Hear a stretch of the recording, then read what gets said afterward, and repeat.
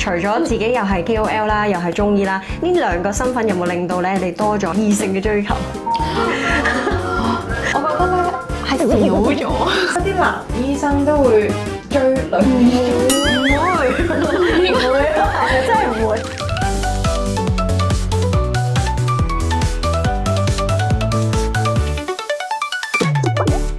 Hello， 大家好，我係卓瑩，隔離呢位 Tina。Hello，咁咧，大家都有 follow 我咧，都知道我係讀緊中醫碩士啦。然後咧，其實一直以嚟咧，我收到好多嘅疑問。其實咧，我都係一直諗住咧，集合到去我呢一科，先至咧有啲信心咧，去同大家分享下到底呢個成個課程係做啲咩啦。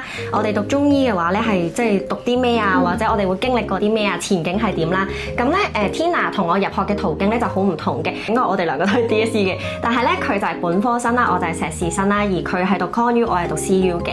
咁我哋兩科咧嗰個範疇啦，學嘅嘢咧都會有少少嘅分別，去實習嘅路程咧都有啲唔同嘅。咁我哋就事不宜遲開始咯，開始啦！你嘅年代咧 DSE 入中醫係要幾多分，同埋你點解會想入中醫啊？我嗰個年代咧入中醫嘅分數咧應該大概 Best 5可能要27左右。咁 ConU 咧佢就會再個別睇一睇啲理科嘅成績咯。最好咧就係有修讀一科理科咧，咁就會好啲。咁我當時咧想揀中醫咧，就因為我對健康嘅嘢係好有興趣。我中學嘅時候咧已經好中意養生，就係好中意睇啲 YouTube 啊，又睇啲養生嘅書，同埋會慢慢實踐下唔同嘅方法啦。另外咧我都好中意中國文化咯。咁嗰陣就覺得，所以揀中醫咧就應該會讀得好開心。中文大學咧係全港唯一一間咧讀呢一個碩士課程咧係可以有資格參加執業試嘅一個課程嚟嘅。咁本科生就係讀完我哋本科嘅學位之後，實習完就翻嚟考執業試咯。係，所以我哋基本上就銜接咗咯。好多我嘅同學咧都係有 science 底嘅，即係包括 physio 啦、護士啦，同埋可能佢本身係中醫世家，以前係做藥材鋪啦。咁有好少數就好似我咁啦，就係我本身係冇理科底，亦都唔係中醫世家啦。咁我諗最低嘅門檻咧，就係要你本身即係你個面試啦、口試啦，一定要合格啦。其次就係咧，你要本身有讀過少少基礎課程。咁呢一個都係我報讀個班之前咧，我係有去參加啲證書課程啦，咁樣先至可以有翻少少底，去再俾佢最後撈啲人睇下有冇啲 potential 嘅人嘅時候，佢就會揀我哋咯，係啦。咁但係我呢一種情況係真係。我諗係1%嘅咋，真係好少，即係我諗我係好彩咯。其實咧，我本來就係做緊自己嘅生意啦。我接觸嘅客人嘅類型咧，都係一啲皮膚可能好多暗瘡啊，或者可能係多囊卵巢症嘅客人，可能透過一啲基礎嘅療程啊，或者可能透過一啲儀器咧，其實係幫助到佢改善到可能大概5至6成咁樣啦。但係咧後期咧，你會發現咧，佢可能嗰期心情好差啦，可能多囊卵巢症咧就係其實佢 keep 住都係好反覆，即係可能我幫佢做完1、2次，但係佢第3次翻嚟咧又會咁樣。咁呢一啲咧我就會開始發現，咦，可能喺中醫嘅範疇咧係可以幫到佢嘅。於是我就係咁 search 有關嘅嘢，咁最後就發現咗呢一個課程咧。同埋我有一樣嘢同你一樣，就係我好中意中國文化。因為我以前咧係讀文學，除咗我自己本身成日都病啊，跟住又有濕疹，我係睇開中醫，本身已經好信中醫。咁再者就係覺得啊，可能有機會我中意中國文化咧，其實我讀嘅時候都會比其他人更加容易嘅。咁係我當時就係咁樣諗啦，幻想中係以為 OK， 跟住我就入咗嚟啦咁樣咯。咁呢個就係我哋嘅起點咯。我哋而家咧就講下呢兩個課程嘅特點啦。我哋嘅年期咧係6年嘅，然後咧教學重點咧其實係涵蓋得十分之多元化同埋豐富啦。咁就要第一堂咧，其實我哋係學咗一啲中醫嘅哲學思想先嘅，例如係一啲五行啊、有陰陽學說啊、精氣學說等等啦，亦都要去讀一啲古典嘅醫籍啦，例如係《黃帝內經》《傷寒論》，就仲有一啲係西醫嘅課程啦，可能西醫嘅藥劑學啊、life science 啊，然後病理等等咯。你哋個 percentage 係分幾多啊？即係中西醫嘅課程？大概中醫係7成左右，然後西醫係3成左右。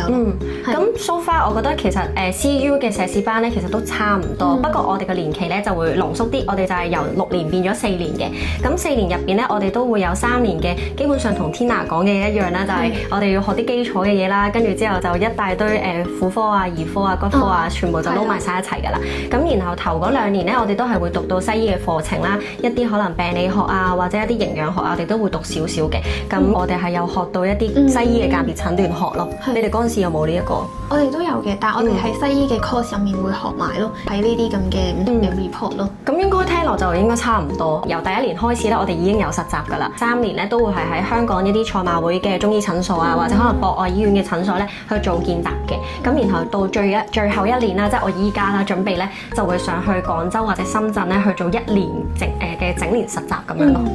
我哋都係最尾嗰一年咧就會去上海實習，係咧喺 Year 1開始咧都有好多唔同嘅臨床實習咯，就可能去翻 ConU 自己嘅診所啦，或者係一啲18區嘅 NGO 嗰度去做見習咯。但係開頭第1、2年咧去做見習係完全咩都聽唔到，係齋坐咯，係啊，齋坐去體驗下成個診治嘅過程咯應該。另外我哋讀緊書嘅時候咧都會去瑪麗醫院嗰度同西醫嘅學生一齊去西醫嘅病房嗰度做一啲實習咯。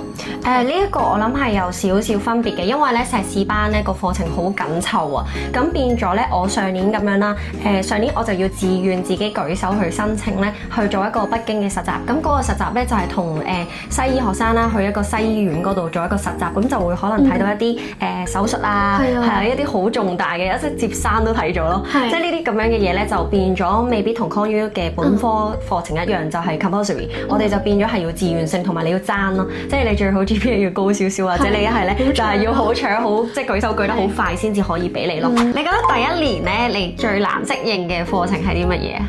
最難適應其實一定係經典。頭4年我諗我都係唔係好睇得明。因為你本身讀理科底。係啊。即係讀理科底嘅話咧，其實讀翻life science 嗰啲咧係會容易理解啦。但係咧，如果去到讀嗰啲經典嘅時候，佢嗰個思維模式係完全唔一樣噶嘛。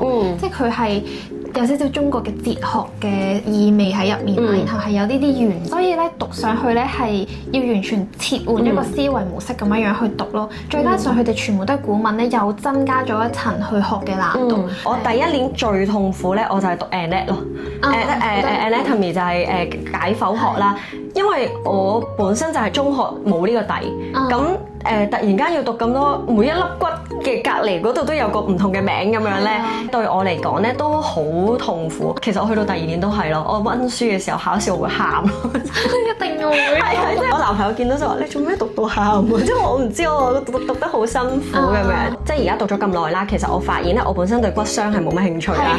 係啦，咁我已經冇興趣嘅底下，仲要記咁多英文，但係記完英文啱啱好背晒之後咧，佢就突然間 twist 咗做中文。冇錯，我覺得呢一科係好難，真係要對嗰啲3D結構好清楚。所以 physio 讀呢一個係超開心。係我哋有個 physio 嘅同學咧係完全輕鬆嘅。我想知咧，本科生會唔會唔中意碩士生㗎？即係會唔會有種對立嘅情況？佢好驚啊！即刻。碩士係另外一樣嘢嚟嘅。我自己就覺得其實係冇分別嘅，因為咧大家都係俾咗好多 effort 去讀呢個專業啦。但係咧，我覺得咧因為我哋嗰個 course 係叫本科啦，你哋個 course 係叫碩士，所以咧大眾睇咧有時候咧會覺得你哋嗰科好似讀得多嘢一啲咁。好，咁咧我哋而家就講下大家最關心嘅就係讀中醫到底個前景係點樣啦，同埋起薪點係幾多？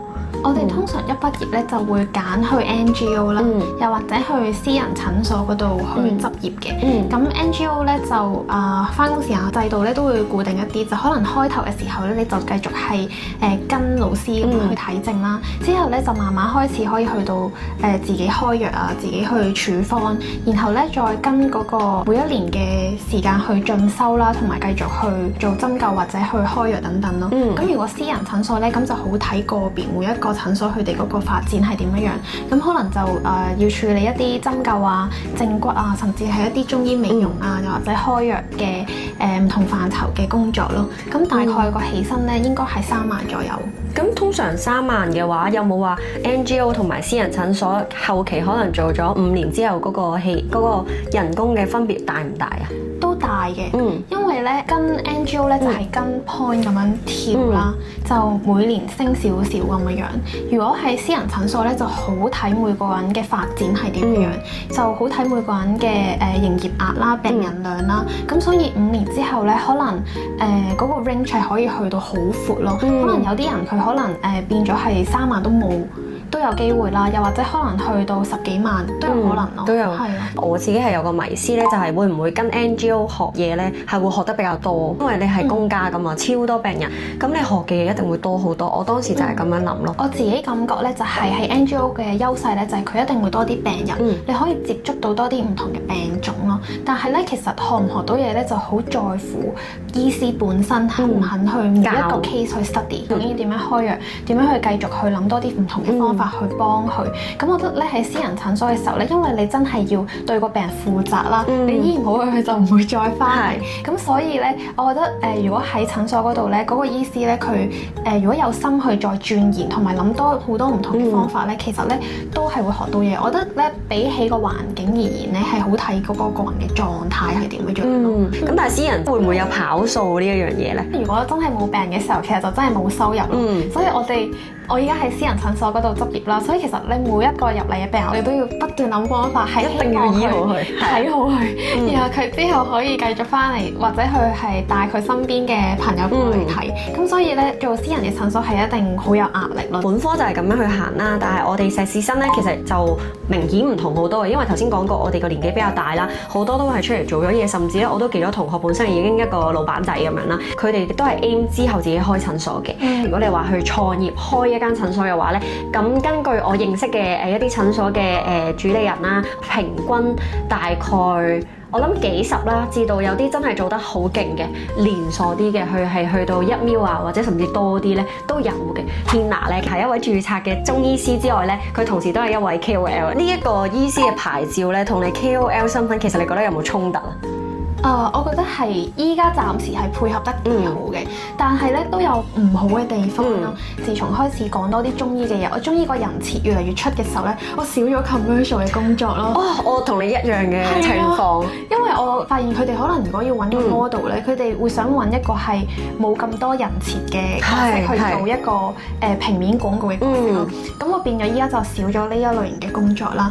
但係咧好處咧就係我會有多啲唔同嘅 KOL 工作係。可能同健康啊、美容啊等等相關咯，因為可能成個形象咧會有說服力啲，同埋會健康一啲，同其他嘅 KOL 可能會有少少分別，即係大家會容易記住你多啲啲。其實我都慢慢摸索中，我係可能上年先開始慢慢拍多啲中醫 content 係啊，我見到你密咗咯，而家終於係真係密啲啦，係啊。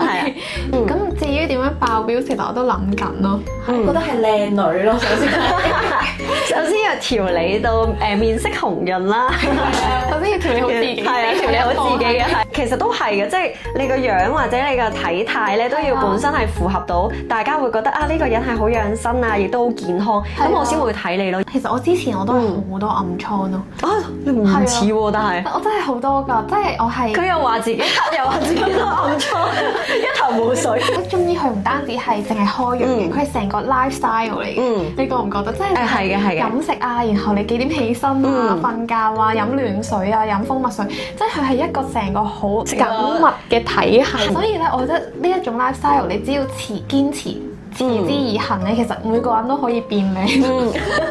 好健康啊！我哋兩個係好勵志啦呢件事。可以放啲黑糖喺呢度。我之前中學咧係黑朱古力波，因為我玩童軍咯。我係好易黑嘅，好易曬黑啊！都係，同埋我係好易有暗瘡咯。